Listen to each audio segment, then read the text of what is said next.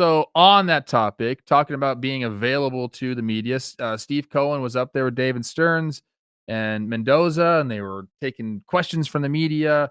And all of a sudden, we want Pete.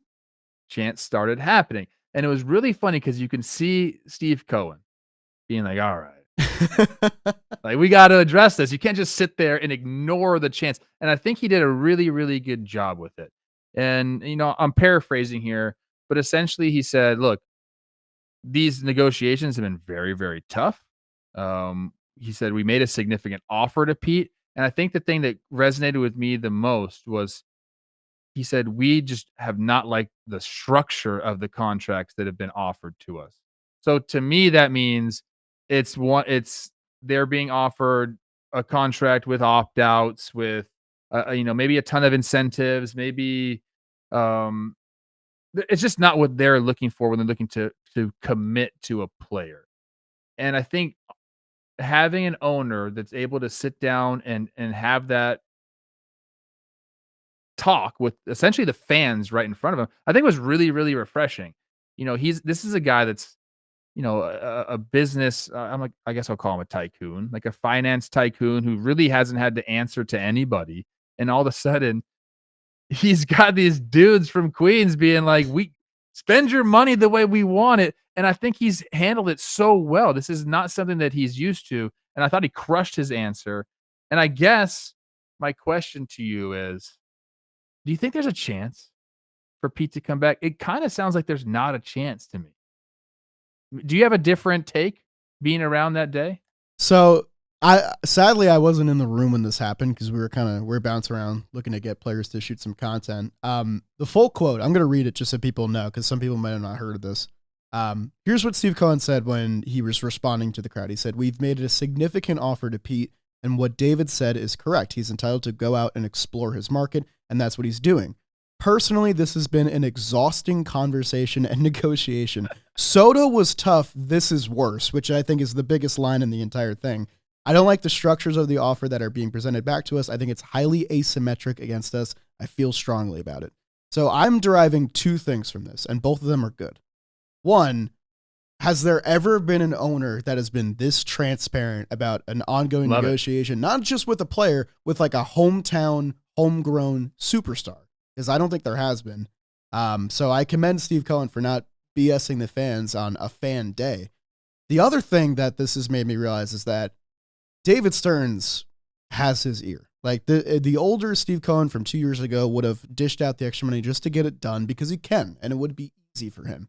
But he's letting David Stearns build this team in the way that he thinks is the best fit. And part of that is not negotiating against themselves and allowing their payroll to remain flexible by giving Pete Alonso what they think is a fair offer. That AAV of the offer lands in the Christian Walker, Matt Olson territory, which I think is more than fair. So to go back to your original question, do I think Pete Alonso comes back?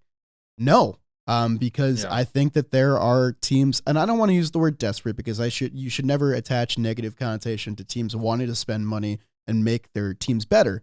But there are teams out there that will spend maybe a little bit more irresponsibly, like the Angels or the Blue Jays, to improve their roster for 2025 because they're in this dire window.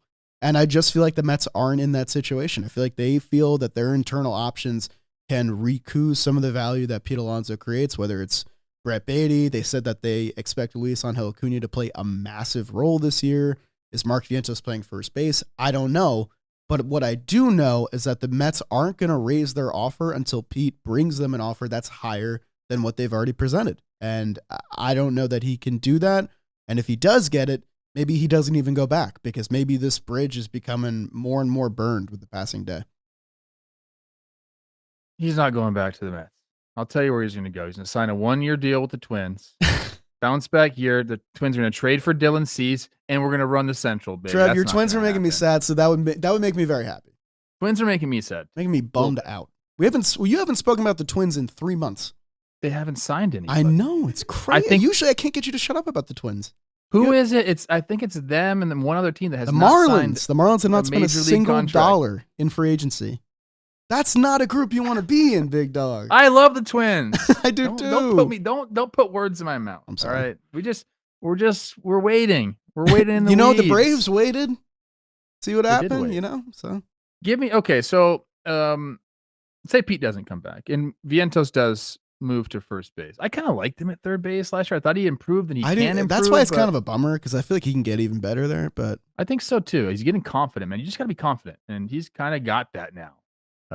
So say he does go to first base. Obviously, Francisco Lindor's at shortstop. Do you think Acuna is more fit at second base or third base? Like Beatty obviously goes to third base, and then it's Acuna at second for I the think most it's part, Acuna. Yeah, Acuna up and the then middle. McNeil is kind of that. McNeil is like can be a great bench piece, you know, like Yeah, second base, third base, left, right. Like he's expensive, but he could be a really good like off the bench in that role. But yeah, I think it's going to be one last shot for Brett Beatty if it's not Pete Alonso, which is scary because things got really bad last year, especially in like May yeah. when Vientos got that call. But I don't know, man. I talked to Brett at the event. Really nice kid. Like said what's up, and we talked about confidence with Mark Vientos. That dude's confident right now. Like he's ready Yeah. for his opportunity. He had the number change. It feels The like number changed to 7. it's a big deal. It's a huge because that's Jose Who Reyes, was man. the last guy that wore that? That's Jose Reyes. So like that's a massive deal. But it didn't seem like all the talk was bothering him all that much. He seemed very, very sure of himself. So you know what? If it is Brett Beatty, I'd love to see that dude succeed.